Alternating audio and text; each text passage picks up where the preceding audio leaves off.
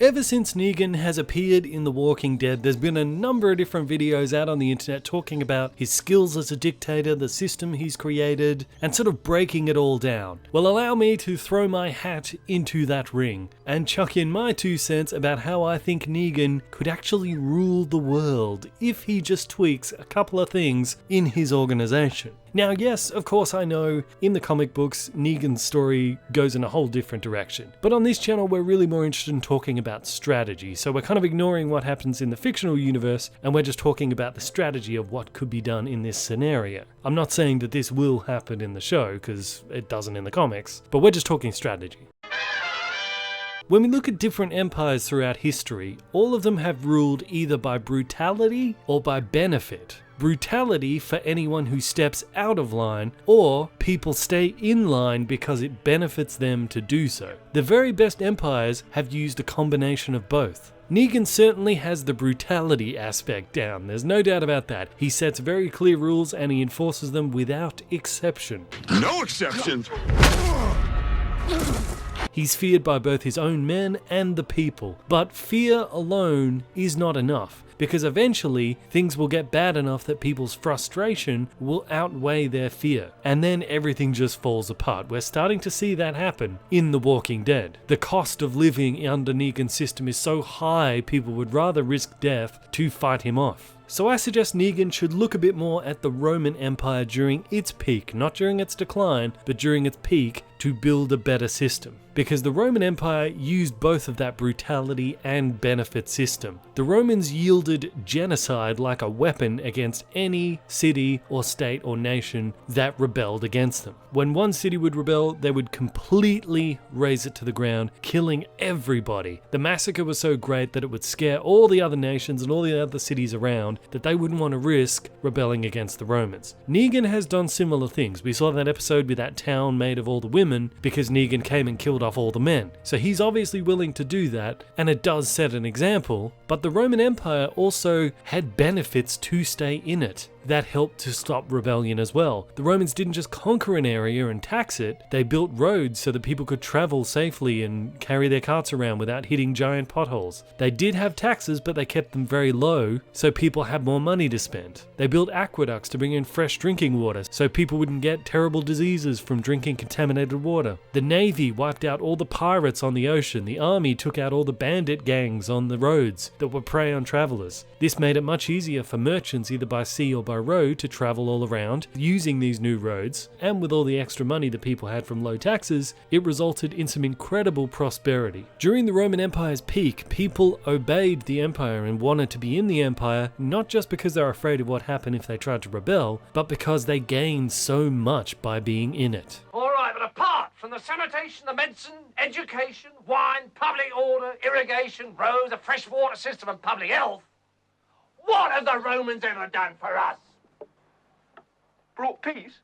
Oh, peace! Shut up! Negan in the early days, according to the comics, did offer a lot of benefit to the people in it. He sort of started this empire of his by offering protection from walkers. He'd clear out areas around these settlements, and also protect these settlements from rival groups. That was certainly a valuable service in those early days, however now, the walkers, not so much a threat anymore. If somebody survived through the apocalypse till today, they generally know how to handle themselves against a walker. They don't need Negan to do it for them. And in terms of rival groups, there don't really seem to be any out there. In last season there was those wolves, but we haven't seen them since, whether Negan's killed them all off, or whether they've died out, or whether they've been incorporated into Negan's forces, or whether they just stay away from Negan's settlements because they know they can't take on his army. We don't know, but the point is, there's not really any rival groups posing a serious threat, and there's not really a huge threat from the walkers anymore. So I would suggest that Negan actually manufacture more walkers, kind of in the same way that those wolves themselves had like an assembly line where they were creating walkers. He should always make sure there's a fresh supply of walkers to keep the threat level high enough that people still value his team's services in taking out the walkers.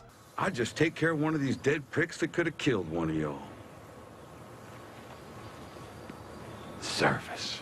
And if there's no rival groups out there, he should make one. Just get a bunch of his guys to dress up in a weird looking suit, pretend like they're a rival group, maybe do a raid here or there, and then he can ride in and pretend to be like, hey, Negan to the rescue. If there aren't real enemies out there, create them so that you at least create the illusion that you're still benefiting them. Also, he needs them to feel benefited materially. At the moment, he's taking half of all of their goods, so his taxes, as it were, is 50%. That's really, really high. In fact, you are pegged. More pegged if you don't do what I want. And what I want is half your shit. And if that's too much, you can make, find, or steal more, and it'll even out sooner or later. There's a thing called the Laffer curve. And the idea of the Laffer curve is there's a certain point at which if the government raises taxes above that point, they actually get back less money. It's usually around 30%. Once taxes go above 30%, you actually get less money back because people go, why am I working so hard to make all this extra money if I have to just give it all over as taxes? I might as well work less and actually save more money. Or people find a way to just avoid paying taxes. With Negan's taxes at 50%, he's definitely not getting full benefit of all the resources he could be getting from these settlements. If he actually dropped taxes down to like 10%, he would actually get more back because this would encourage the communities to produce more because they get to keep more of what they produce. So he gets more and the communities are much more happy. See, if you're taxing 50%, people want to rebel because they don't want to pay that, but 10% and they still feel like there's a legit threat of walkers or rival groups out there, they'll put up with Negan. I want you to work for me. You can't do that if you're dead, now can you?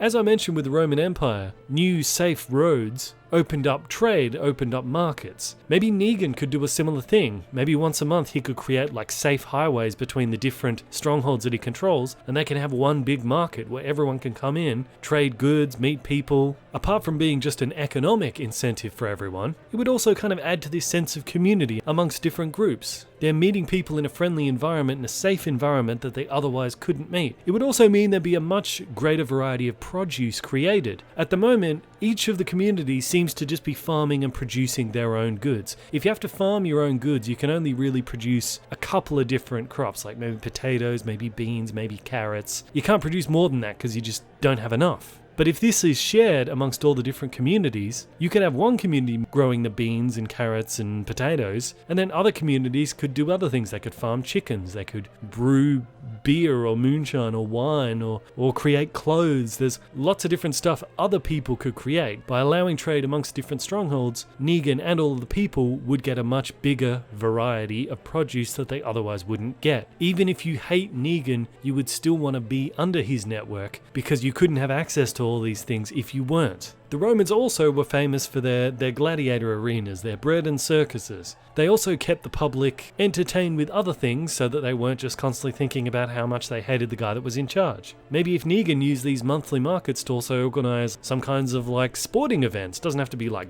gladiator things where they're killing each other, but maybe like different football teams from different strongholds. Like each town could have their own team and they'd all be cheering for their side to win. You know, those kinds of things are important to keep people happy. And if people are happy, they're not going to want to overthrow the leader. You know what else would be good for Negan to set up? Some kind of dating system amongst the different strongholds. I mean, if you're just stuck in one stronghold, your dating options are pretty limited. I mean, take Carl. Who's he going to date? There's only really one girl there that when he gets older, he can actually date, and she's over in Hilltop now. So what's he going to do? Who's he going to date? But if there was like a dating system with the other communities, he could find a chick in the kingdom. There's probably a whole bunch over there. With these markets and sporting games and dating systems and safe roads and low taxes, all of these communities will grow more and more and more, and probably new communities would actually be asking to join so they could share in the prosperity. And if Negan coupled all of these new benefits with manufacturing more walkers and creating new rival groups out there, he could have that combination of brutality and benefit that we saw throughout the Roman Empire. When the Roman Empire fell, it was because through bad government, prosperity dried up because taxes went too high, and people started to rebel because being in the empire cost them more than being out of it. That's currently where Negan's empire is at, and if he institutes a few changes, he could turn the whole thing round and Negan could rule the world. Let me know what you think in the comment section below, and as I said at the beginning, I know that in the comic book series the story goes in a different direction, but we're talking more about strategy here. We're more interested in strategy, and if you want to check out more videos like this, you can click on the ones you see on the screen right here. I am Bandit, this is Bandit Incorporated. Until next time, I will see you guys in the comments.